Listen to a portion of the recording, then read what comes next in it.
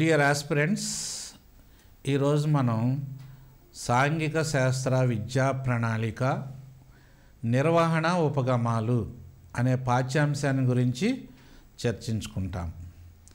సాంఘిక శాస్త్ర విద్యా ప్రణాళికను ఆంగ్లంలో సోషల్ స్టడీస్ కరికులం అని అంటారు. సోషల్ స్టడీస్ కరికులం అని అంటాం.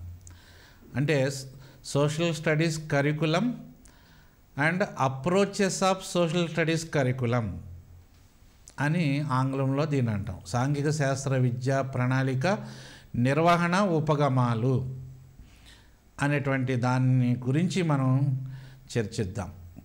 ఇది కూడా చాలా ప్రాముఖ్యమైనటువంటి అంశం.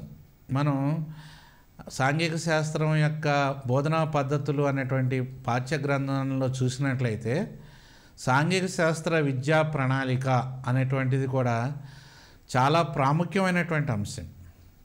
పోటీ పరీక్షల్లో కూడా ఎక్కువగా ప్రశ్నలు అడగటానికి ఆస్కారం ఉన్నటువంటి ఒక సబ్జెక్టు. అలాగే కొన్ని కఠినమైనటువంటి ప్రశ్నలు కూడా దీనిలో నుండి రావటానికి ఆస్కారం ఉంది. ఎందుకనంటే నిర్వహణ ఉపగమాల గురించి మనం చర్చిస్తాం. Approaches of social studies curriculum అంటున్నాం. అంటే సాంఘిక శాస్త్ర నిర్వహణ ఉపగమాల గురించి చర్చిస్తాం. ఈ నిర్వహణ ఉపగమాలు అనేటువంటివి మిగతా అంశాల కంటే కొంచెం క్లిష్టమైనవి, సంక్లిష్టమైనవి. అంచేత విద్యార్థులు అంటే యాస్పిరెంట్స్ ఎవరైతే ఉన్నారో, పోటీ పరీక్షలు రాసేటువంటి యాస్పిరెంట్స్ ఎవరైతే ఉన్నారో వాళ్ళు వీటిని తప్పనిసరిగా అర్థం చేసుకొని అలాగే వాటిని రివైజ్ చేసుకోవాలి. రివైజ్ చేసుకుంటే ఎక్కువ కాలం గుర్తుండటానికి అవకాశం ఉంది. సాంఘిక శాస్త్రానికి సంబంధించినటువంటి విద్యార్థులు ఎవరైతే ఉన్నారో లేదా యాస్పిరెంట్స్ ఎవరైతే ఉన్నారో వాళ్ళు ఈ యొక్క ఏదైనా ఒక దాన్ని పొందాలనుకున్నప్పుడు ఇలాంటి అంశాల మీద కూడా ఒక పట్టు అంటే అవగాహన శక్తి ఉన్నప్పుడే మనం పోటీ పరీక్షల్లో బాగా రాయగలుగుతాం. కనుక సాంఘిక శాస్త్ర విద్యా ప్రణాళిక నిర్వహణ ఉపగమాలను గురించి మనం ఇప్పుడు చర్చిద్దాం.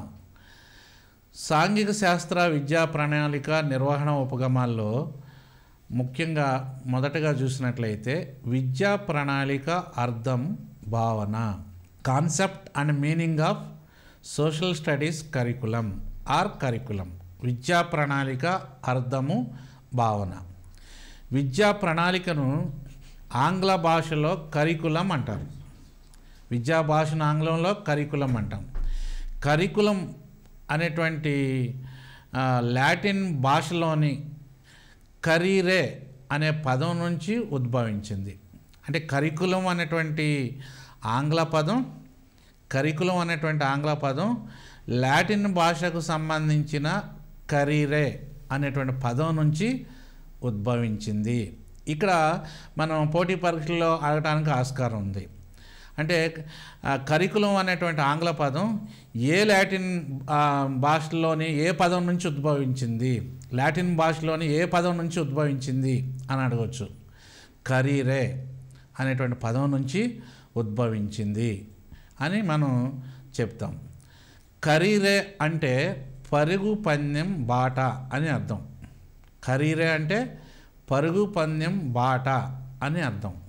మనం చిత్రపటంలో కూడా చూస్తున్నాం, కొంతమంది పరుగు తీస్తున్నారు. అంటే ఈ పరుగు దేనికి? అనుకున్న లక్ష్యాలను సాధించటం కోసం ఏం చేస్తారు? పరుగు తీయటం అన్నమాట.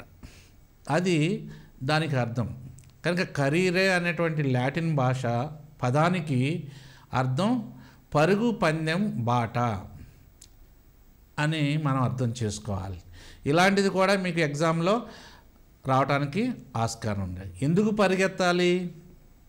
అనుకున్నటువంటి లక్ష్యాన్ని సాధించటానికి. అంటే అనుకున్న లక్ష్యం ఏంటి? ఏదైనా ఒక సాంఘిక శాస్త్రం అనేటువంటి ఒక పాఠ్య గ్రంథానికి లేదా ఏ పుస్తకమైనా ఏ సబ్జెక్టుకు సంబంధించినటువంటి పాఠ్య పుస్తకానికైనా కూడా కొన్ని రకాలైనటువంటి లక్ష్యాలు ఉంటాయి. ఆ లక్ష్యాలని మనం నెరవేర్చుకోవాలి లేదా ఆ లక్ష్యాలని సాధించాలి. ఆ లక్ష్యాలని విజయవంతంగా సాధించి అనుకున్నటువంటి ఫలితాలని సాధించాలంటే తప్పనిసరిగా పరుగు పందెం చేయాలి, కెరీరే చేయాలి. అంచేత కరికులం అనేటువంటి పదం కెరీరే అనేటువంటి లాటిన్ పదంలో నుంచి వచ్చింది. దానికి అర్థం పరుగు పందెం బాట, రన్వే అంటాం. మనం విమానం కూడా రన్వే మీదకి వెళ్ళి అంటే బాగా ఫాస్ట్గా వెళ్ళిపోయి కొంత దూరం వెళ్ళాక పైకి వెళ్తుంది, పైకి ఎగురుతుంది. అంటే తనకు అనుకున్నటువంటి లక్ష్యం ఏంటి, ఆ గమ్యంలోనికి చేరుకోవడానికి పరుగు తీస్తుంది. అలాగే ఒక పాఠ్య గ్రంథానికి కూడా కొన్ని లక్ష్యాలు ఉంటాయి. ఆ లక్ష్యాల ఆధారంగా లేదంటే నిర్వహణ ఉపగమాల ఆధారంగా మనం అనుకున్నటువంటి ఫలితాలను సాధించడానికి కోసం అటు ఉపాధ్యాయులు ఇటు విద్యార్థులు కూడా పాఠ్యాంశాల్లో పాల్గొనటం అనేటువంటిది జరుగుతున్నది. అలాగే మనం చూసినట్లయితే ముఖ్యంగా విద్యా ప్రణాళిక, విషయ ప్రణాళిక అనేటువంటి రెండు అంశాలు ఉన్నాయి. విద్యా ప్రణాళిక అంటే ఏమిటి, ఆంగ్లంలో ఏం చెప్తాం, కరికులం అంటున్నాం. విషయ ప్రణాళిక అంటే ఏంటి, సిలబస్ అంటాం లేదా కంటెంట్స్ అంటాం. విషయ ప్రణాళిక, సిలబస్ అంటాం. కనుక ఈ రెండింటికి మధ్య ఎలాంటి సంబంధం ఉన్నది అనేటువంటిది మనం చిత్రపటంలో చూస్తున్నాం. అనంటే సిలబస్ అనేటువంటిది మనకి ఎల్లో కలర్లో, ఆ లైట్ గ్రీన్ కలర్లో, ఎల్లో లైట్ గ్రీన్ కలిసి ఉన్న దానిలో మనం చూస్తున్నాం. పాఠ్య ప్రణాళిక అనేటువంటిది అంటే ఆ రెడ్డతో గీయబడినటువంటి చుట్టూ ఉన్నటువంటి ఒక వృత్తంలో చుట్టూ ఉన్నటువంటిది అనమాట. అలా పాఠ్య ప్రణాళిక, ఇది కరికులం. అంటే కరికులం అనేటువంటిది విస్తృతమైన పదం, అంటే కాంప్రహెన్సివ్ వర్డ్. అంటే దాని యొక్క అవగాహన శక్తి, పరిధి అనేటువంటిది ఎక్కువ. నేచర్ అండ్ స్కోప్ అంటే విద్యా ప్రణాళిక యొక్క స్వభావము, పరిధి ఎక్కువగా ఉంటున్నది. అలాగే విషయ ప్రణాళిక అనేటువంటిది పాఠ్య ప్రణాళికలో ఒక భాగంగా ఉంటుంది. విషయ ప్రణాళిక అనేటువంటిది పాఠ్య ప్రణాళికలో ఒక భాగంగా ఉంటుంది. అంచేత దాని యొక్క పరిధి విషయ ప్రణాళిక కంటే కూడా తక్కువగా ఉంటుందని అర్థం. అంచేత విద్యా ప్రణాళికకు విషయ ప్రణాళికకు మధ్య భేదం ఏముంది అంటే పాఠ్య ప్రణాళిక అనేటువంటిది విస్తృతమైనది, ఎక్కువ అవగాహన కలిగినటువంటిది, కొన్ని లక్ష్యాలతో కూడుకొని ఉంటుంది. అలాగే సిలబస్ అనేటువంటిది కంటెంట్స్ ఏవైతే ఉంటాయో అంటే ఏ అంశాలైతే చెప్పాలో ఒక పాఠ్య గ్రంథంలో, ఒక పాఠ్య పుస్తకంలో, అవన్నీ కూడా పైనుంచి కింద వరకు సిస్టమేటిక్గా అమర్చబడినటువంటిదే సిలబస్. ఉదాహరణకు మనకు చూసుకున్నట్లయితే మీరు సాంఘిక శాస్త్ర బోధన పాఠ్య పుస్తకాన్ని కానీ లేదా సాంఘిక శాస్త్రం యొక్క 8వ తరగతి 9వ తరగతి పాఠ్య పుస్తకాన్ని చూస్తే మనం ఫస్ట్ పేజీ, 2వ పేజీ అలా వెళ్ళంగానే 2వ పేజీలో విషయ సూచిక అని ఉంటుంది. విషయ సూచిక అని ఉంటుంది. ఆ విషయ సూచికలో మనకి 1వ లెసను, 2వ లెసను, 3వ లెసను, అలాగే 25వ లెసను, 26వ లెసను లేదా పార్ట్ 1, పార్ట్ 2, పార్ట్ 3 లాగా అవి కూడా యూనిట్లు లాగానో లేదా లెసన్ల మాదిరిగానో ఉంటున్నాయి. ఇప్పుడు ఉన్న దానిలో యూనిట్లు లేవు, అన్నీ లెసన్సే ఉన్నాయన్నమాట. కనుక ఆ లెసన్ల యొక్క సమాహారాన్ని ఏమంటాం, సిలబస్ అని అంటాం. అలాగే ఆ యొక్క లెసన్స్ అన్నిటినీ కూడా ఏ రకంగా ఈ వేటిని ఆధారంగా చేసుకుని ఆ రకంగా అమర్చారు విద్యార్థులకు అర్థం కావటానికి, వారి యొక్క ఏజ్ని బట్టి, వారి యొక్క మానసిక స్థాయిని బట్టి, వాళ్ళ యొక్క సాంఘిక స్థాయిని బట్టి ఏ రకంగా అమర్చబడ్డాయో తెలియజేసేది పాఠ్య ప్రణాళిక. అంచేత ఈ రెండింటి మధ్య ఉన్నటువంటి సంబంధాన్ని మనం ఈ రకంగా అర్థం చేసుకుంటాం. కనుక విద్యా ప్రణాళికకు విషయ ప్రణాళికకు మధ్య ఇలాంటి తేడా ఉందనేటువంటిది మీరు గమనించాలి. యాస్పిరెంట్స్ చూడండి, విద్యా ప్రణాళికకు విషయ ప్రణాళికకు మధ్య ఉన్న తేడా ఏమిటి, ఏ, బి, సి, డి ఇట్లా అడుగుతాడు. వాటిల్లో ఏం చెప్తాం, సిలబస్ అనేటువంటిది ఆయా పాఠ్యాంశాలకు సంబంధించింది. పాఠ్య ప్రణాళిక అనేటువంటిది ఆ పాఠ్యాంశాలు ఏ రకంగా విద్యార్థిని వయసుని, ఆ యొక్క సామాజిక హోదాని, మానసిక స్థాయిని బట్టి అమర్చబడి ఉన్నావో, ఏ లక్ష్యాలను ఆధారంగా చేసుకుని అమర్చబడి ఉన్నావో తెలియజేసేదాన్ని పాఠ్య ప్రణాళిక అని అంటాం. కనుక ఇది ప్రధానంగా ఈ రెండింటి మధ్య ఉన్నటువంటి భేదంగా మనం చెప్పవచ్చు. అలాగే జాతీయ విద్యా పరిశోధన శిక్షణ మండలి అంటే విద్యా ప్రణాళిక గురించి జాతీయ విద్యా పరిశోధన శిక్షణ మండలి NCERT అంటాం. National council of educational research and training అని ఆంగ్లంలో అంటాం. దీన్ని ఎక్స్పాన్షన్లో కూడా అడగొచ్చు. అంటే NCERTకి ఎక్స్పాన్షన్ ఏంటి, విస్తృత పదాన్ని రాయము అని కూడా వీటిని గురించి అడుగుతాడు. National council for educational research and training అంటాం. అలాగే రాష్ట్ర విద్యా పరిశోధన శిక్షణ మండలి SCERT అంటాం. State council of educational research and training అని అంటాం. అలాగే మాధ్యమిక విద్యా కమిషన్ అంటే సెకండరీ ఎడ్యుకేషన్ కమిషన్ 1952. దీన్నే మొదలియార్ కమిషన్ అని కూడా అంటారు. మాధ్యమిక విద్యా కమిషన్నే మొదలియార్ కమిషన్ అని కూడా అంటారు. అలాగే కొఠారి కమిషన్ 1964-66 సంవత్సరంలో కొఠారి కమిషన్ కూడా చాలా ప్రాముఖ్యమైనటువంటిది. జాతీయ విద్యా విధానం 1986, జాతీయ విద్యా విధానం 1992, జాతీయ విద్యా ప్రణాళిక చట్టం 2000. ఇవి చాలా ప్రాముఖ్యమైనటువంటివి. మనకి NCERT అనేటువంటిది దేశం మొత్తానికి సంబంధించినటువంటి విద్యా సంస్థలకు ఈ యొక్క విద్యా ప్రణాళికకు సంబంధించినటువంటి అనేక సూచనలు ఇస్తుంది, సలహాలు ఇస్తుంది.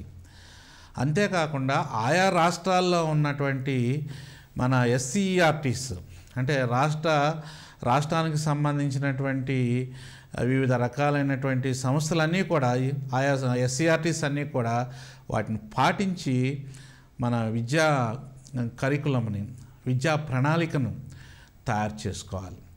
అంతేకాదు జాతీయ విద్యా ప్రణాళికలో అనేటువంటిది ఒక ప్రాముఖ్యమైనటువంటిది. విద్యా ప్రణాళికలోనే ఒక విప్లవాత్మకమైనటువంటి మార్పులను తీసుకొచ్చినటువంటి ప్రణాళిక లేదా విధానం. అది విద్యా వ్యవస్థలో మార్పులను తీసుకొచ్చినటువంటి జాతీయ విద్యా విధానం.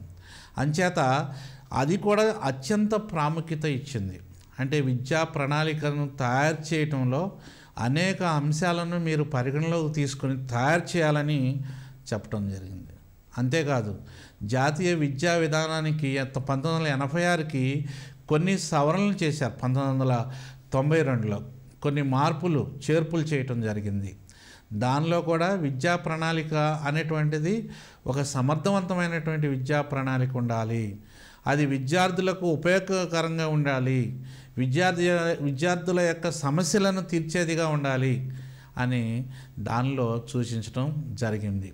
అంతేకాదు విద్యా ప్రణాళిక చట్టం 2000, అలాగే విద్యా ప్రణాళిక చట్టం 2005 మన తెలంగాణ రాష్ట్రం ఆంధ్రప్రదేశ్ రెండు కలిసి ఉన్నప్పుడు ఆంధ్రప్రదేశ్ రాష్ట్ర విద్యా ప్రణాళిక చట్టం 2011 అనేటువంటివి అన్నీ కూడా ఏం చేస్తున్నాయి, సాంఘిక శాస్త్ర విద్యా ప్రణాళికకు అత్యంత ప్రాధాన్యతను ఇవ్వటం జరిగింది. విద్యను అభ్యసిస్తున్నాడు విద్యార్థి. విద్యను అభ్యసించిన తర్వాత ఆ విద్య లేదా తను నేర్చుకున్నటువంటి జ్ఞానము ఏదైతే ఉందో తన నిత్య జీవితంలో ఉపయోగపడాలి, తనకు ఉపయోగపడాలి, తనతో పాటు సమాజానికి కూడా ఉపయోగపడాలి. కనుక అలాంటి విద్యా ప్రణాళిక అవసరం అని ఇవన్నీ కూడా చెప్పడం జరిగింది. జాతీయ విద్యా ప్రణాళిక చట్టం 2005లో కనుక మనం చూసినట్లయితే మనకి విద్యార్థికి ప్రతిసారి కూడా ఉపాధ్యాయుడు చెప్పకుండా తనకు తానుగా తెలుసుకునేటట్లు ఆయా పాఠ్యాంశాలను తనకు తానుగా తెలుసుకోగలగాలి, సమాజం పట్ల అవగాహన ఉండాలి, పట్టి నేర్చుకునేటువంటి పద్ధతికి స్వస్తి చెప్పాలని ఆ యొక్క జాతీయ విద్యా ప్రణాళిక చట్టం 2005లో కూడా మనం స్పష్టంగా తెలియజేసినాయి. అంచేత మన ఆంధ్రప్రదేశ్ రాష్ట్ర విద్యా ప్రణాళిక చట్టం 2011లో కూడా వీటన్నిటిని ఆధారంగా చేసుకుని అంటే NCERT చెప్పినటువంటి సూచనలు కానీ, అలాగే జాతీయ విద్యా విధానం 1986 మరియు 1992 కానీ, జాతీయ విద్యా ప్రణాళిక చట్టం 2000 కానీ 2005 కానీ ఇవన్నీ కూడా చేసినటువంటి సూచనల ఆధారంగా మన ఆంధ్రప్రదేశ్ రాష్ట్రం కలిసి ఉన్నప్పుడు కొన్ని విద్యా ప్రణాళికకు సంబంధించినటువంటి నిర్ణయాలని చేయటం జరిగింది. అంచేత వాటి ప్రకారంగా మనం విద్యా ప్రణాళికలో మార్పులు తీసుకుని వచ్చాము. విద్యార్థి చదువుకునేటువంటి అంశాలు చక్కగా అంటే ఉపయోగకరంగా ఉండేటువంటి అనేక అంశాలను కూడా చేర్చడం జరిగింది. పాఠ్య పుస్తకాలను కూడా ఇదివరకు ఉన్నట్టుగా కాకుండా వాటికి సంబంధించినటువంటి చిత్రాలు, చిత్రపటాలు, మ్యాపులు, అలాగే అనేక రకాలైనటువంటి ప్రాజెక్టులు, కేస్ స్టడీసు ఇవన్నీ కూడా ఉదాహరణలుగా ఇచ్చి విద్యార్థి చదువుకోవటానికి వీలుగా ఉండేటట్టు, అర్థం చేసుకోవటానికి వీలుగా ఉండేటట్టు, అలాగే తను వాటి పట్ల అవగాహన పెంచుకోవటానికి ఉత్సాహము, అభిరుచి, ఆసక్తులు పెంపొందించే విధంగా ఈ పాఠ్య ప్రణాళికలను తయారు చేయటం జరిగింది. అంటే విద్యా ప్రణాళికలో భాగంగానే, సాంఘిక శాస్త్రం యొక్క విద్యా ప్రణాళికలో భాగంగానే వీటన్నిటిని కూడా తయారు చేయటం జరిగింది. కనుక ఇప్పుడు మనం ఇంతకు ముందు ఉన్నటువంటి పాఠ్యపుస్తకాలకి నేడు ఉన్నటువంటి పాఠ్యపుస్తకాలకి మనం భేదాన్ని స్పష్టంగా మనం గమనించవచ్చు. అంచేత ఈ అన్ని అంశాలన్నింటినీ కూడా మనకి ఎగ్జామ్స్లో అడగటానికి చాలా అవకాశం ఉంది. అంటే ఏ సంస్థలు విద్యా ప్రణాళికను గురించి చెప్పబడ్డాయి, విద్యా ప్రణాళికను గురించి సజెషన్స్ ఇచ్చాయి, విద్యా ప్రణాళికను గురించి చెప్పారు అనేటువంటి వాటికి ఆయా సంవత్సరాలను గుర్తుపెట్టుకోవాలి. ఆ సంస్థ పేరు గుర్తుపెట్టుకుని ఎగ్జామ్స్లో అడిగినప్పుడు రాయడానికి అవకాశం కలుగుతుందని యాస్పిరెంట్స్ అందరికి కూడా తెలియజేయటం జరుగుతుంది. అలాగే అంతేకాకుండా మనం చూసినట్లయితే ముఖ్యంగా జాతీయ మరియు రాష్ట్ర విద్యా విధానాల ఆధారంగా సాంఘిక శాస్త్ర విద్యా ప్రణాళికను తయారు చేయటం జరిగింది. జాతీయ విద్యా విధానం 1986లోని మౌలిక అంశాలు అనేకమైనటువంటివి ఉన్నాయి. వాటిని ఆధారంగా చేసుకొని మనం జాతీయ అంశాలు, మన రాష్ట్ర అవసరాలు, అలాగే రాష్ట్రంలో ఉన్నటువంటి సామాజిక స్థాయి కలిగినటువంటి తల్లిదండ్రులు, మానసిక స్థాయి కలిగినటువంటి విద్యార్థులు, అలాగే వీటన్నిటిని కూడా ఆధారంగా చేసుకుని విద్యా ప్రణాళికను, సాంఘిక శాస్త్ర విద్యా ప్రణాళికను, వాటి యొక్క నిర్వహణ ఉపగమాలని పొందుపరచడం అనేటువంటిది జరిగింది. అంచేత ఒక సాంఘిక శాస్త్రం యొక్క విద్యా ప్రణాళికను తయారు చేసేటప్పుడు వాటికి సంబంధించినటువంటి నిర్వహణ ఉపగమాలు ఏ విధంగా ఉండాలి, అలాగే ఆయా పాఠ్యాంశాలను ఏ విధంగా రూపొందించాలి అనేటువంటి అనేక అంశాలకు మనం వీటన్నిటిని ఉదాహరణగా చెప్పడంతో పాటు వీటన్నిటిని కూడా ఫాలో అవ్వాల్సిందే, అమలు చేయాల్సిందే, విధి విధానాలని అమలు చేయాలి. అంతేకాకుండా మనం ముఖ్యంగా చూసినట్లయితే నిర్బంధోచిత విద్యా హక్కు చట్టం, ఫ్రీ అండ్ కంపల్సరీ ఎడ్యుకేషన్ చట్టం 2009లో కూడా తీసుకురావటం జరిగింది. అంటే మనకి ఈ నిర్బంధంగా కొంత విద్యార్థులు ఎవరైతే చదువుకోనంటారో మనకి 6 నుంచి 11 సంవత్సరాల పిల్లల కొరకు అంటే తప్పనిసరిగా ఈ నిర్బంధోచిత విద్యా హక్కు చట్టం ద్వారా ప్రతి ఒక్క విద్యార్థికి కూడా విద్యను అందించాలి, ఎవరు మిస్ కావటానికి వీలు లేదు.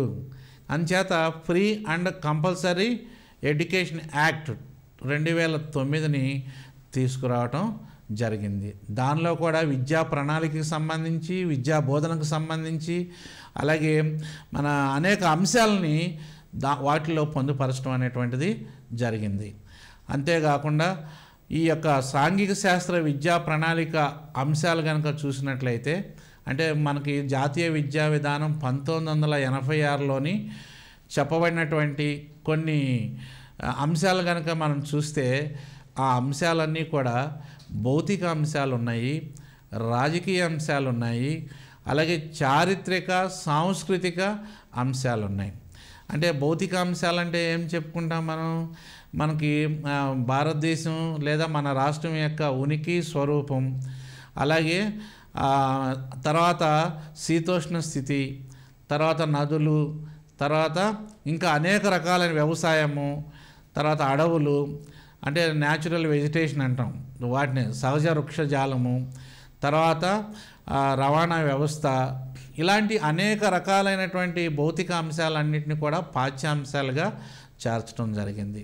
అలాగే ప్రస్తుతం ఉన్నటువంటి రాజకీయ అంశాల మీద పట్టు కలిగి ఉండటానికి, విద్యార్థులు తెలుసుకోవడానికి అనేక రకాలైనటువంటి రాజకీయ అంశాలను కూడా చేర్చాలని విద్యా ప్రణాళికలో చెప్పడం జరిగింది. తర్వాత చారిత్రక సాంస్కృతిక అంశాలు అనేకమైనటువంటి మార్పులు వస్తున్నాయి. ఇప్పుడు నేడు జరిగిందంతా కూడా మరుసటి రోజుకి వెళ్ళంగానే చరిత్ర అయిపోతుంది. అలాగే సాంస్కృతిక అంశాలన్నీ కూడా చరిత్రకు చెందినటువంటివిగా అనేకం ఉంటున్నాయి. అంచేత వీటన్నిటిని కూడా ఈ యొక్క సాంఘిక శాస్త్ర విద్యా ప్రణాళిక అంశాల్లో పొందుపరచాలని, ఇంతకుముందు మనం ఏవైతే విద్యా సంస్థలు అంటే అనేక వాటి గురించి చెప్పుకున్నామో అవన్నీ కూడా చెప్పడం జరిగింది. అంతేకాకుండా మనకి సామాజిక అంశాలు, వర్తమాన వ్యవహారాలు, ఆర్థిక అంశాలు కూడా ఈ విద్యా ప్రణాళికలో ఉండాలని సూచించడం జరిగింది. సామాజిక అంశాలంటే సమాజంలో అనేక రకాలైనటువంటి కొత్త అంశాలన్నీ వస్తున్నాయి. అంటే నూతనమైనటువంటి అంశాలు వస్తున్నాయి. ఆ నూతనమైనటువంటి అంశాల మీద విద్యార్థికి పట్టు కలిగి ఉండటానికి, వాటి మీద అవగాహన కలిగి ఉండటానికి అలాంటి అంశాలను కూడా చేర్చాలని సూచించడం జరిగింది. అలాగే వర్తమాన వ్యవహారాలు, కరెంట్ అఫైర్స్ అంటాం. కరెంట్ అఫైర్స్ అన్నప్పుడు సామాజిక, ఆర్థిక, సాంఘిక రంగాల్లో ఎలాంటి మార్పులు వస్తున్నాయి, అలాంటి మార్పులు విదేశాల్లో ఎలాంటి మార్పులు వస్తున్నాయి, వివిధ రాష్ట్రాలు, మన దేశంలో ఎలాంటి మార్పులు వస్తున్నాయి, ఇలాంటి అనేక రకాలైనటువంటి అంశాలన్నింటినీ కూడా ఈ వర్తమాన వ్యవహారాల ద్వారా విద్యా ప్రణాళికలో చేర్పించాలని సూచించడం జరిగింది. అంతేకాకుండా ఆర్థిక అంశాల్లో వచ్చేటువంటి మార్పులు, అంటే ఆల్రెడీ ఉన్నటువంటివే కాకుండా అనేక అంశాలు, ఈ మధ్య మోడీ గారు తీసుకుని వచ్చినటువంటి డిమానిటైజేషన్ విధానం ఇలాంటివి, అంతేకాకుండా అనేక రకాలైనటువంటి అంశాలు, ఆర్థిక అంశాలను కూడా విద్యా ప్రణాళికలో చేర్చి నూతనమైనటువంటి అంశాలుగా వాటిని తీర్చిదిద్ది విద్యార్థి ఆసక్తితో, అభిరుచితో వాటిని నేర్చుకొని, అవగాహన చేసుకొని నిత్య జీవితంలో తను పొందినటువంటి జ్ఞానంతో ఆ విద్యను ఉపయోగించుకోవడానికి అవకాశం ఉండేదిగా విద్యా ప్రణాళిక ఉండాలని సూచించడం జరిగింది. అలాగే మనం చూసినట్లయితే సాంఘిక శాస్త్ర విద్యా ప్రణాళిక నిర్వహణ ఉపగమాలు ఏమున్నాయి అని చూసినట్లయితే మనకి ముఖ్యంగా సాంఘిక శాస్త్ర విద్యా ప్రణాళిక నిర్వహణ ఉపగమాల్లో మొట్టమొదటిగా తార్కిక ఉపగమం, రెండవదిగా మనోవైజ్ఞానిక ఉపగమం, మూడవదిగా సహసంబంధ ఉపగమం. ఈ మూడే కాకుండా మనకి కొన్ని రకాలైనటువంటి ఉపగమాలు కూడా ఉన్నాయి. సమైక్యత ఉపగమం, ఏకకేంద్ర ఉపగమం, వర్తులాకార ఉపగమం, యూనిట్ ఉపగమం, కాలానుగుణ ఉపగమం. ఇవన్నీ కూడా సాంఘిక శాస్త్ర నిర్వహణ ఉపగమాలుగా మనం చెప్తాం. అంటే ఒక సాంఘిక శాస్త్రం యొక్క సబ్జెక్టుని తయారు చేయాలంటే, అంటే సాంఘిక శాస్త్రానికి సంబంధించినటువంటి అనేక పాఠ్య విషయాలను తయారు చేయాలంటే ఈ నిర్వహణ ఉపగమాల ఆధారంగా తయారు చేసినప్పుడే విద్యార్థి వాటిని క్షుణ్ణంగా నేర్చుకోగలుగుతాడు, ఆ అంశాలని అర్థం చేసుకోగలుగుతాడు, ఆ అంశాల పట్ల అవగాహన కలిగి ఉంటాడు. ఆ అంశాల ద్వారా నేర్చుకున్నటువంటి జ్ఞానాన్ని, పొందినటువంటి జ్ఞానాన్ని నిత్య జీవితంలో తనకు ఉపయోగించుకోవటమే కాకుండా సమాజం యొక్క సమస్యలను తీర్చిదిద్దటంలో సహాయపడతారని మనం తెలుసుకోవాలి. కనుక సాంఘిక శాస్త్ర విద్యా నిర్వహణ ఉపగమాలు అన్నప్పుడు ఇవన్నీ కూడా సాంఘిక శాస్త్ర ఉపగమాలుగా మనం చెప్తాం. కనుక యాస్పిరెంట్స్ ఎవరైనా కానీ, పోటీ పరీక్షలు రాసేటువంటి విద్యార్థులు ఎవరున్నా కూడా వీటి మీద అవగాహన కలిగి ఉండాలి. కనుక వీటి మీద అవగాహన కలిగి ఉండడానికి సాధ్యమైనంత మేరకు మీరు అధ్యయనం చేయాలి. అనేక విషయాలని ఉదాహరణల రూపంగా అధ్యయనం చేస్తే బాగుంటుంది. ఇలాంటి వాటి మీద కూడా కఠినమైనటువంటి ప్రశ్నలను రావడానికి, ట్విస్ట్ చేయటానికి, లేదా ఎక్కడో మూలన ఉన్నటువంటి క్వశ్చన్లను అడిగి ఎక్కువ మంది ఎగ్జామ్స్లో ఎక్కువ మార్కులు రాకుండా ఉండటానికి కూడా ఒక్కోసారి ఇలాంటివే కారణం అవుతాయి. కనుక అన్నీ చదివినటువంటి వ్యక్తులు మాత్రమే ఇలాంటి వాటి మీద ఏదన్నా ప్రశ్న అడిగితే రాయగలుగుతారు. ఏదో పైపైన చదువుకి వెళ్ళినటువంటి విద్యార్థులు ఎవరో కూడా ఇలాంటి అంశాల మీద మూలనో లేకపోతే ఎక్కడో కఠినంగా ఉన్నటువంటి ప్రశ్నలను అడిగినప్పుడు వాటి మీద అవగాహన ఉండదు కనుక వాటికి సరైనటువంటి సమాధానాలు పెట్టలేరు, రాయలేరు అని చెప్పుకోవచ్చు. కనుక వీటిని గురించి అంటే ఈ సాంఘిక శాస్త్ర నిర్వహణ ఉపగమాలు మనం ఇప్పుడు ఏవైతే చెప్పుకున్నామో ఏ నుంచి హెచ్ వరకు వీటిని గురించి ఒక్కొక్కటిగా మనం అధ్యయనం చేద్దాం, చర్చించుకుందాం. దీనిలో మనకి ముఖ్యంగా మొట్టమొదటిగా చూసినట్లయితే తార్కిక ఉపగమం. తార్కిక ఉపగమం అంటే ఏంటి? పాఠ్యాంశాల తార్కిక క్రమం. పాఠ్యాంశాన్ని ఒకదాని తర్వాత ఒకటి ఇట్లా అమర్చబడి ఉంటాయి కదా. మనం ఏదన్నా సాంఘిక శాస్త్రం యొక్క పాఠ్య పుస్తకాన్ని ఓపెన్ చేసి అంటే అట్ట కాకుండా లోపల పేజీలను 1-2 పేజీలు తిప్పితే విషయ సూచిక అని ఉంటుంది. ఆ విషయ సూచికలో అనేక అంశాలు ఉంటాయి. దాన్నే మనం సిలబస్ అని చెప్పుకున్నాం ఇందాక. అవన్నీ కూడా ఒక తార్కిక క్రమంలో అమర్చబడి ఉంటాయి అన్నమాట. కనుక మొదటి పాఠ్యాంశం దగ్గర నుంచి చివరి పాఠ్యాంశం వరకు కూడా ఒక తార్కిక క్రమంలో పాఠ్యాంశాలన్నీ కూడా అమర్చబడి ఉండటం తార్కిక ఉపగమం అంటాం. అంటే తరగతుల వారీగా వర్గీకరించు పద్ధతి ఏదైతే ఉంటుందో దాన్ని తార్కిక ఉపగమం అని కూడా అంటారు. తార్కిక ఉపగమం అంటే ఏంటి? తరగతిలో వారీగా వర్గీకరించు పద్ధతి అని దీనికి మరి యొక్క పేరు. విద్యార్థి మానసిక స్థితి కంటే పాఠ్యాంశ క్రమానికి ఎక్కువ ప్రాధాన్యతను ఈ తార్కిక ఉపగమం ఇస్తుంది. కనుక విద్యార్థి మానసిక స్థాయిని అర్థం చేసుకోదు ఈ తార్కిక ఉపగమం. వాళ్ళ మానసిక స్థాయిని అంటే వాళ్ళు నేర్చుకోగలరా, ఈ అంశాలు నేర్చుకోలేరా, వాళ్ళ వయసు ఎంత, వాళ్ళ సామాజిక హోదా ఎంత సమాజంలో, అంటే సాంఘిక హోదా అంటే వాళ్ళ తల్లిదండ్రులు వాళ్ళ కుటుంబ నేపథ్యం కూడా అవసరం ఒక్కొక్కసారి. అంచేత అలాంటి అంశాలని ఏమి పరిగణించదు. ఈ పాఠ్యాంశ క్రమానికి అంటే ఒకదాని తర్వాత పాఠ్యాంశ క్రమాలకి ఎక్కువ ప్రాధాన్యత ఇచ్చేటువంటి ఉపగమమే తార్కిక ఉపగమంగా మనం చెప్తాం. అలాగే మనం తార్కిక ఉపగమం ప్రయోజనాల్లో కనుక చూసినట్లయితే సిలబస్ ఒక క్రమబద్ధంగా ఉంటుంది. తార్కిక ఉపగమం అనేటువంటిది సిస్టమేటిక్గా తార్కికంగా అన్నీ ఒక లెసన్ తర్వాత మరి ఒక లెసన్ పై స్థాయి నుంచి కింది వరకు కూడా అమర్చబడి ఉంటాయి. అలాగే మానసిక స్థాయిని లెక్కలోకి తీసుకోదు. వాళ్ళ స్థాయిని లెక్కలోకి తీసుకోకుండా కంటెంట్కి మాత్రమే ఎక్కువ ప్రాధాన్యత ఇస్తుంది ఇది. అందుకని సిలబస్ ఒక క్రమబద్ధంగా ఉంటుంది. రైట్, మొదటి నుంచి చివరి వరకు చక్కగా క్రమబద్ధంగా ఉంటుంది. బోధనకు అనుకూలంగా ఉంటుంది. అంటే ఇలా క్రమబద్ధంగా ఒక అంశం తర్వాత మరి ఒక అంశానికి అమర్చబడి ఉన్నప్పుడు వాటిని బోధించడం కూడా అంత కష్టంగా ఉండదు, ఈజీగా ఉంటుంది, సులభంగా ఉంటుంది. ఒక అంశం తర్వాత మరి ఒక అంశాన్ని చక్కగా బోధించడం జరుగుతుంది. అలాగే విద్యార్థుల ఆలోచనలు తార్కికంగా ఉంటాయి. ఇవన్నీ కూడా తార్కిక క్రమంలో అమర్చబడినటువంటి అంశాలు కనుక ఆ విద్యార్థులు ఏవైతే నేర్చుకున్నారో తార్కిక క్రమంలో ఉన్నటువంటి అంశాలు నేర్చుకున్నారు కనుక వాళ్ళ ఆలోచన స్థాయి కూడా ఒకదాని తర్వాత ఒకటి తార్కిక క్రమంలో ఉంటాయి అన్నమాట. అంతేకాకుండా జ్ఞాపకం ఉంచుకొనుట కూడా సులభం. అంటే ఈజీగా మర్చిపోలేం. ఒక అంశం తర్వాత మరొక అంశానికి వెళ్ళి విద్యార్థి వీటిని నేర్చుకుంటాడు కనుక వాటిని అంత సులభంగా మర్చిపోలేడు. ఎక్కువ కాలం గుర్తుంచుకోవడానికి కూడా అవకాశం కలుగుతుంది. అలాగే తార్కిక ఉపగమం పరిమితులు చూసినట్లయితే ఈ తార్కిక ఉపగమం పరిమితుల్లో ముఖ్యంగా ఇది శిశు కేంద్రీకృత పద్ధతి కాదు. అంటే శిశు కేంద్రీకృత పద్ధతి కాదంటే ఏంటిది?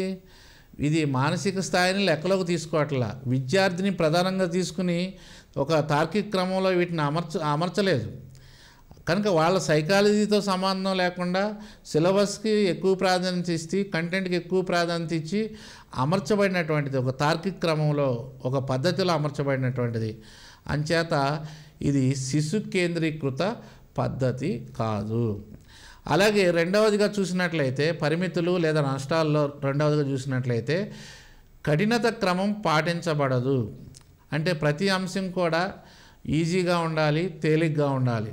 అంటే తేలికగా ఉండేటువంటి పాఠ్యాంశాలు, సగటు స్థాయి పాఠ్యాంశాలు, కఠినమైనటువంటి పాఠ్యాంశాలుగా అమర్చడం జరుగుతూ ఉంటుంది. కనుక ఇక్కడ అట్లాంటిది ఏమీ లేదు. అంశాలని ఒకదాని తర్వాత ఒకటి అమర్చుకుంటూ వెళ్తారు కనుక ఇక్కడ కఠినత అనే దానికి ఎక్కువ ప్రాధాన్యత ఇవ్వబట్ల.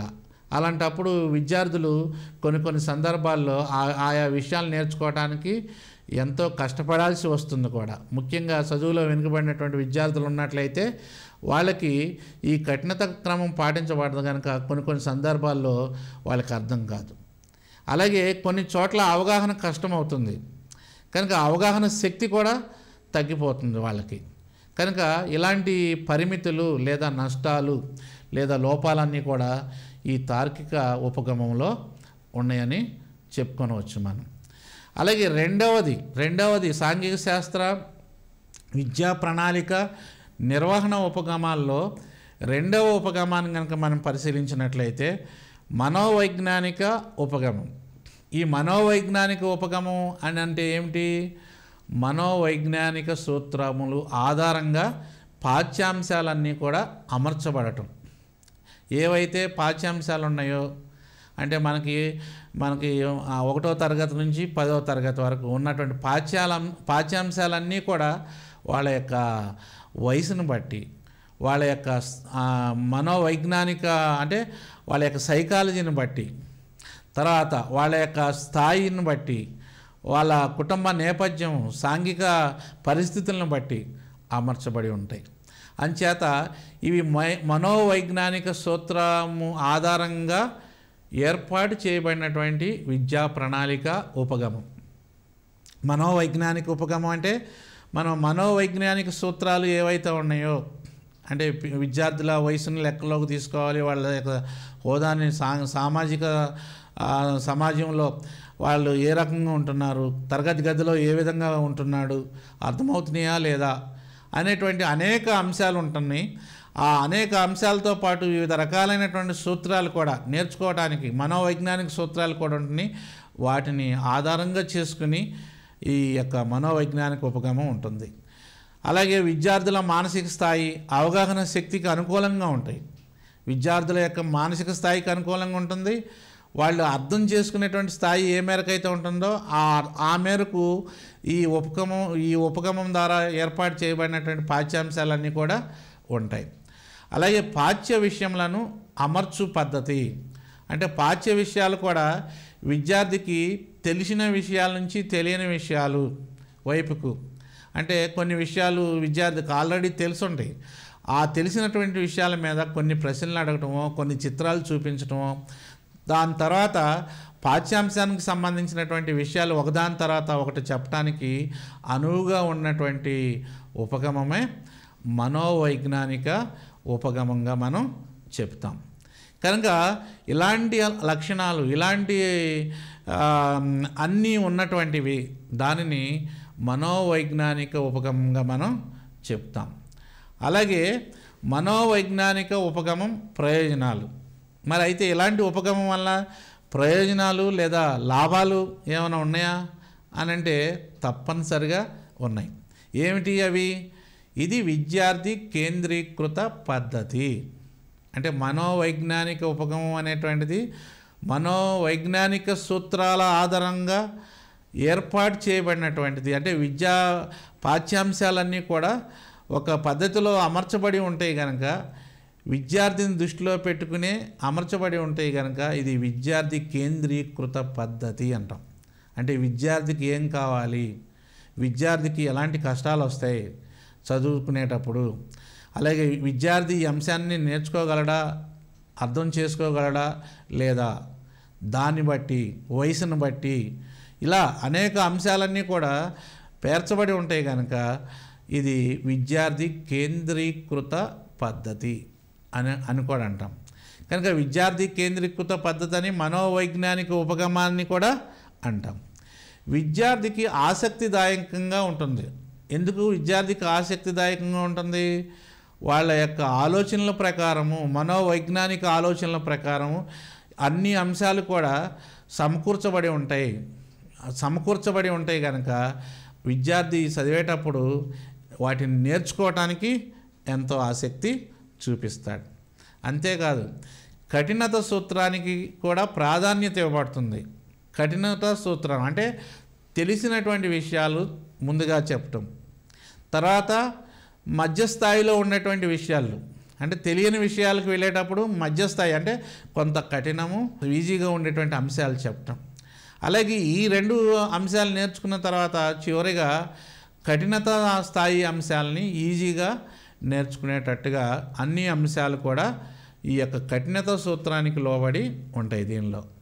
అంచేత ఈ మనోవైజ్ఞానిక ఉపగమం ద్వారా ఏ పాఠ్యాంశాలనైతే విద్యా ప్రణాళికల్లో పొందుపరుస్తారో అవి విద్యార్థి చక్కగా వాటిని అర్థం చేసుకుని తర్వాత అవగాహన శక్తిని పెంచుకొని ఆసక్తిని పెంచుకొని తను దానికి సంబంధించినటువంటి జ్ఞానాన్ని పొందటానికి నిత్య జీవితంలో ఆ జ్ఞానాన్ని ఉపయోగించుకోవటానికి వీలుగా వాటిని మలుచుకోగలుగుతాడు. అంతేకాకుండా మనం చూసినట్లయితే ఈ మనోవైజ్ఞానిక ఉపగమం పరిమితులు కనుక చూస్తే మనం పాఠ్యాంశాల మధ్య సంబంధం ఉండనవసరం లేదు. అంటే మనోవైజ్ఞానిక ఉపగమం ఆధారంగా విద్యార్థిని కేంద్రీకృతం చేసుకుని పాఠ్యాంశాలన్నీ కూడా ఉంటే కనుక మనం ఏం చేస్తాం, పాఠ్యాంశాల మధ్య సంబంధం ఉండనవసరం లేదు. కొరిలేషన్ అనేటువంటిది లేకుండా అమర్చబడి ఉంటుంది. ఇలా అమర్చబడి ఉండటం వలన ఏమవుతుందంటే ఒక్కొక్కసారి ఒక రకమైనటువంటి కష్టానికి గురవుతాడు విద్యార్థి. అంతేకాదు విషయములు తార్కిక క్రమంలో లేనప్పుడు జ్ఞాపకం ఉంచుకోవట కష్టం. మనం తార్కిక ఉపగమంలో అన్ని అంశాలు కూడా ఎట్లా ఉంటాయి, ఒక క్రమ పద్ధతిలో అమర్చబడి ఉంటాయి కనుక తార్కిక క్రమంలో ఆలోచనలు అనేటువంటివి ఉంటాయి, ఆలోచన క్రమంలో గుర్తుపెట్టుకుంటాడు. కానీ ఇక్కడ మనోవైజ్ఞానిక ఉపగమంలో ఈ తార్కిక క్రమం అనేటువంటిది పాటించబడదు కనుక అలాంటప్పుడు విద్యార్థి ఆ అంశాలని ఎక్కువ కాలం గుర్తుపెట్టుకోవటం లేదంటే చెప్పిన తర్వాత వాటిని గుర్తుపెట్టుకోవటం కూడా కష్టంగా ఉంటుందని చెప్పవచ్చు. అలాగే బోధన కష్టమవుతుంది. ఏదైతే సాంఘిక శాస్త్ర బోధన ఉన్నదో కనుక ఆ బోధించేటప్పుడు ఈ విషయాలన్నీ ఒక క్రమ పద్ధతిలో లేనప్పుడు బోధనను అలాగే బోధనోపకరణాలు ఉపయోగించి పాఠ్యాంశాన్ని బోధించడం కూడా కష్టంగానే ఉంటుంది. అంచేత ఇది ఒక పరిమితి లేదా ఒక నష్టంగా కూడా మనం చెప్తాం. అంతేకాదు కాలం వృధా అవుతుంది. అంటే ఒక సిస్టమేటిక్గా లేదు, తర్వాత విషయాలన్నీ తార్కిక క్రమంలో లేవు, తర్వాత బోధించేటప్పుడు కూడా కష్టమవుతుంది, అలాగే విద్యార్థి నేర్చుకోవటం కూడా కష్టంగా ఉంటుంది.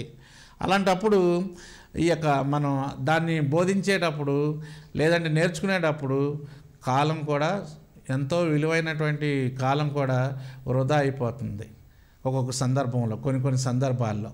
కనుక ఇవన్నీ కూడా ఏం చేయాలి అంటే మనోవైజ్ఞానిక ఉపగమాన్ని ఉపయోగించి పాఠ్యాంశాలని ఆర్గనైజ్ చేసేటప్పుడు నిర్వహించేటప్పుడు కనుక ఇలాంటి పరిమితులు ఏవైతే ఉన్నాయో ఎలాంటి నష్టాలు ఏవైతే ఉన్నాయో సాధ్యవంతమైనంత వరకు తగ్గించుకుని విద్యార్థికి ఉపయోగపడేటట్టుగా చేసుకున్నట్లయితే విద్యార్థి అత్యంత ఆసక్తికరంగా ఆ అంశాలను నేర్చుకుని ఎక్కువ కాలం గుర్తుంచుకోవటానికి అవకాశం కలుగుతుంది.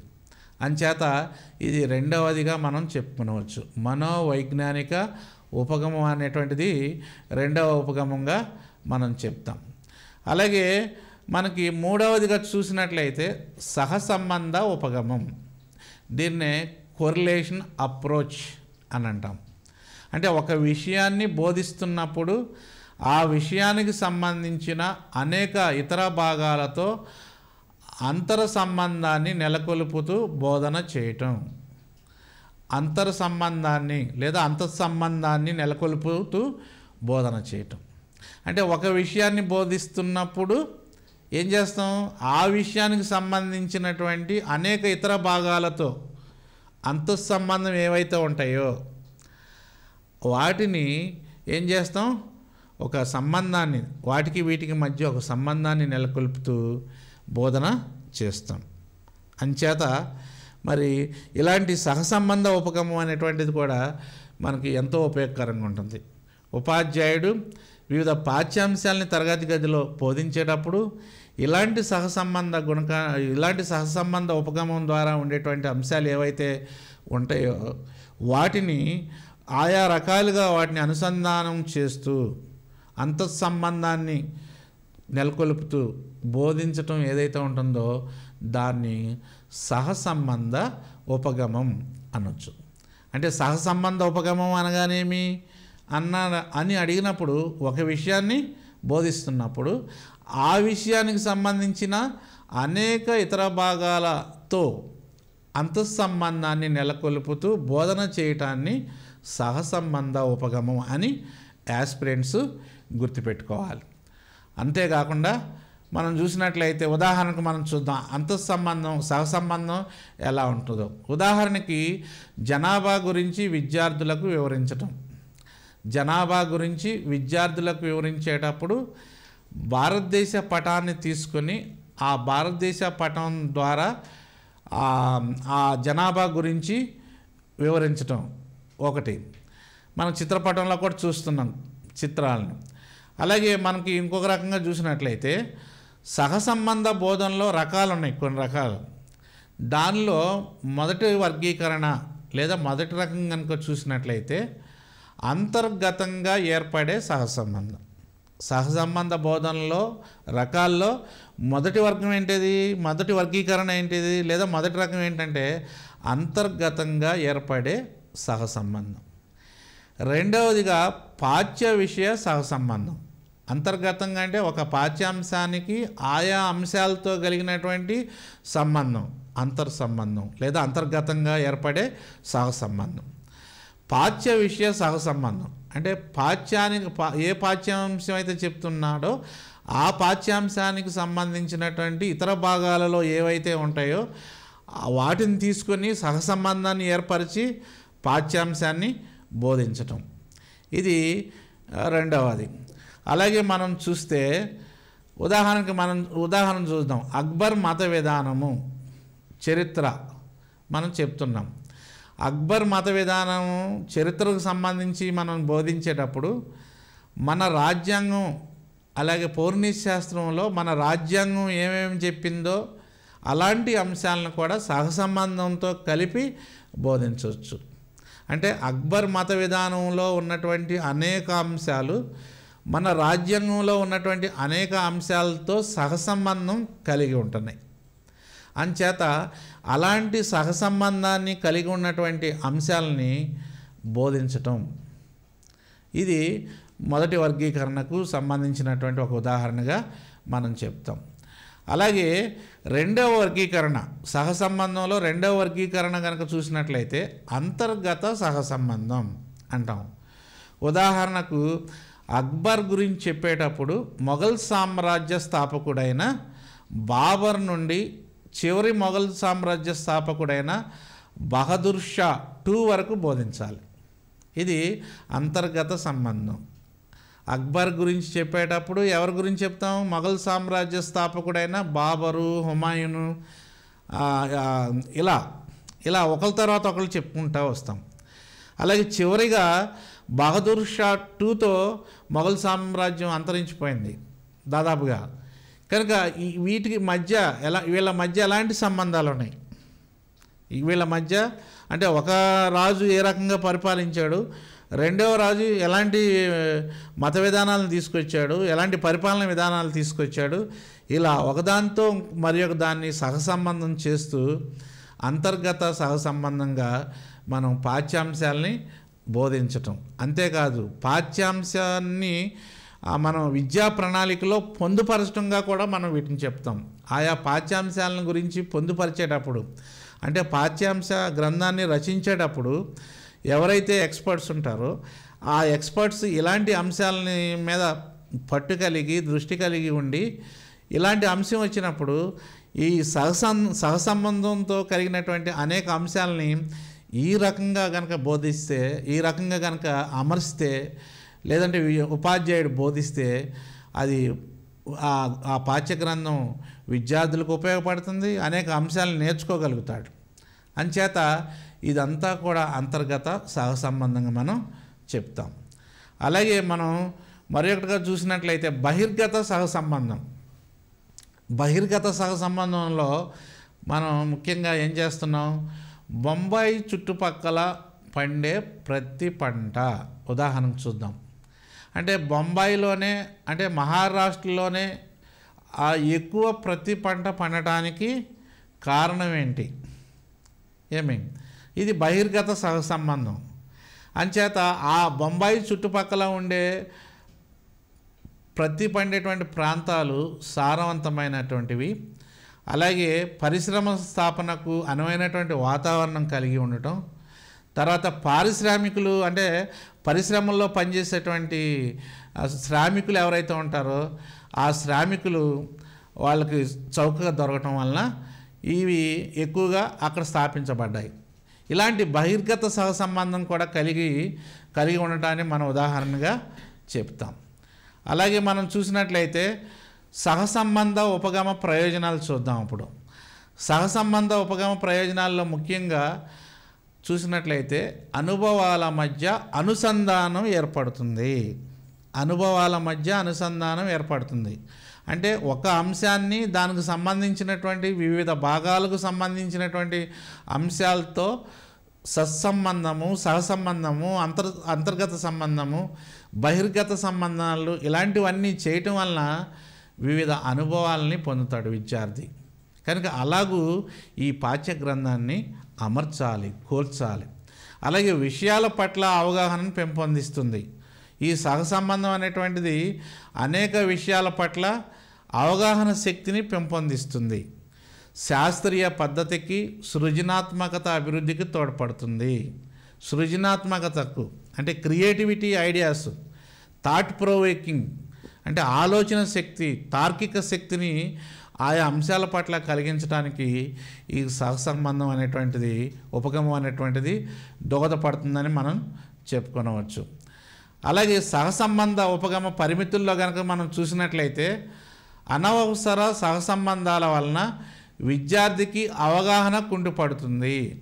అంటే అనేక రకాలైనటువంటి ఇతర విభాగాలకు చెందినటువంటి అంశాలను తీసుకొని వచ్చి మనం వీటిలో కనుక మనం పెట్టినట్లయితే అంటే వీటిలో చొప్పించి లేదా కూర్చి అమర్చడం ద్వారా లేదా చెప్పడం ద్వారా ఏమవుతుంది, ఒక్కొక్కసారి విద్యార్థికి కన్ఫ్యూజింగ్ ఉండి అవగాహన శక్తిని పెంపొందించుకోలేడు.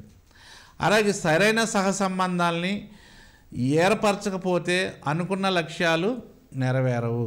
ఓన్లీ ఎక్స్పర్ట్ టీచర్స్ ఓన్లీ వీటిని చేయగలరు. సామర్థ్యం ఉన్న ఉపాధ్యాయుడు మాత్రం వీటిని చేయగలుగుతాడు.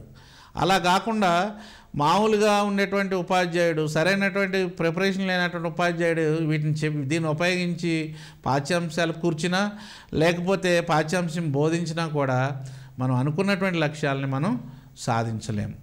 అది ఒక పరిమితిగా చెప్తాం. అలాగే మరి యొక్క ఉపగమాన్ని కనుక చూసినట్లయితే సమైక్య ఉపగమం అంటే ఒక అంశాన్ని బోధించేటప్పుడు వివిధ శాస్త్రాల మధ్య ఉండే హద్దులు చెరిగిపోతాయి. అంటే ఇది దీనికి సంబంధించింది, ఒక దానికి సంబంధించింది అనేది ఏమి ఉండదు. కనుక ఆ అంశాన్ని బోధించేటప్పుడు ఏ హద్దులు లేకుండా అన్ని అంశాలను కలిపి సమైక్యంగా బోధించడమే సమైక్య ఉపగమంగా మనం చెప్పుకోవచ్చు.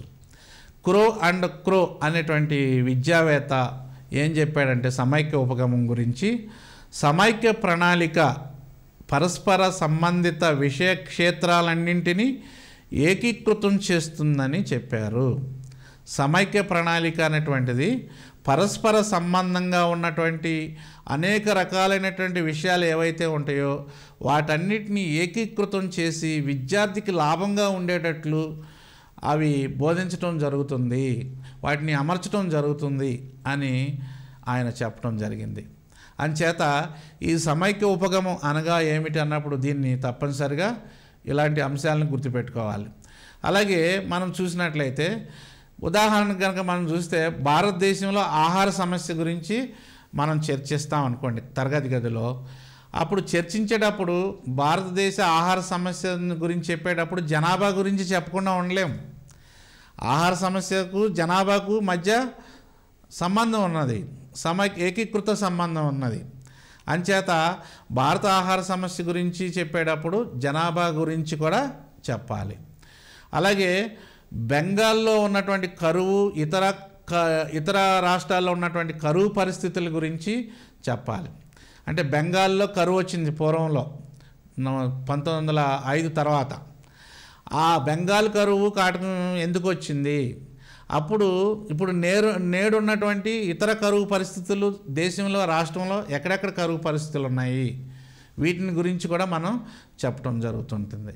అంటే బెంగాల్ కరువు గురించి చెప్పేటప్పుడు ఇతర కరువు పరిస్థితుల గురించి ఈ రకంగా చెప్పి విద్యార్థికి అవగాహనని కలిగిస్తాం. అలాగే నేలల రకాలు గురించి చెప్పేటప్పుడు వర్షాభావం గురించి కూడా చెప్తాం. నేలల్లో చాలా రకాలు ఉన్నాయి.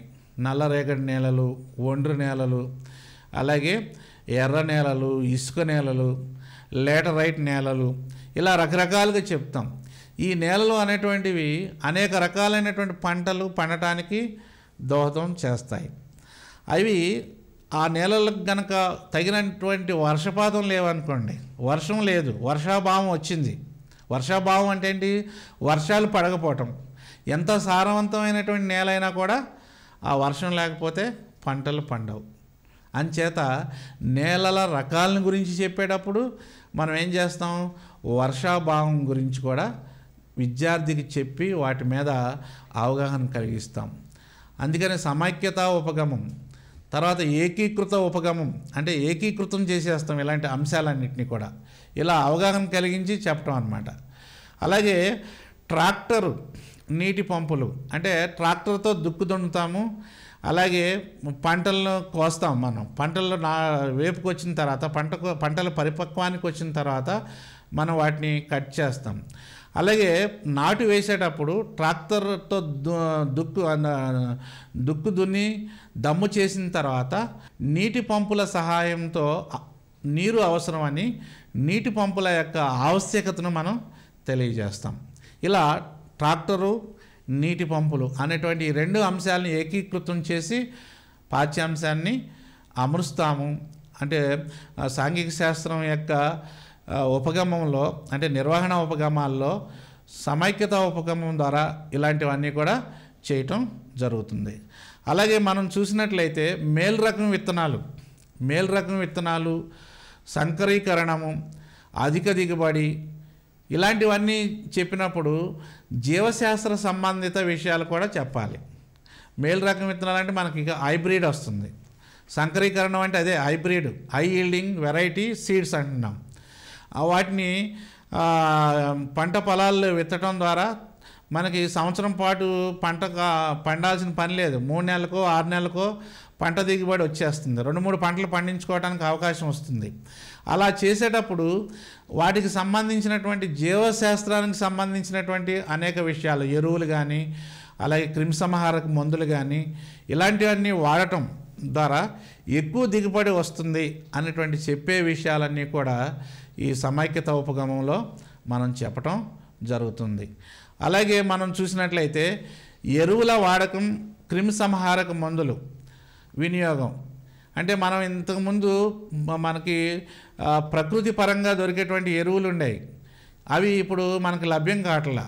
అన్నీ కూడా మనకి గ్రోమర్ అని ఇంకోటని రకరకాలైనటువంటి రసాయనిక ఎరువులను కొనుక్కుంటున్నాం.